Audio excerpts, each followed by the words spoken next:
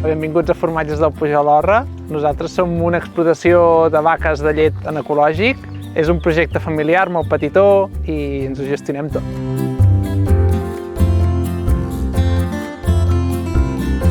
Per mi, fer país és comprar productors de proximitat, donar suport als projectes que tenim a prop, conèixer d'on ve el que mengem.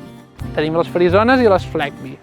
Les frisones, les típiques blanques i negres, que coneixem dels tetabrics de la llet. I llavors hi ha les Fleckby, que són aquestes marrones i blanques. Col·laborem en Fem País perquè és un projecte, una iniciativa que ens agrada molt. A més, Fem País ens permet arribar a públics diferents.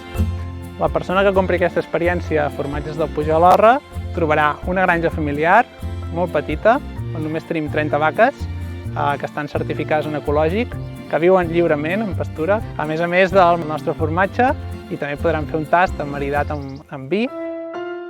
Aquest d'aquí és el nostre tendre cremós i ara per mi està al punt. És, com us deia, amb llet crua i té una peculiaritat que és fregat amb cervesa. I llavors us he portat un de més madurat. Doncs de què hem arribat, jo penso que hem fet país del tot.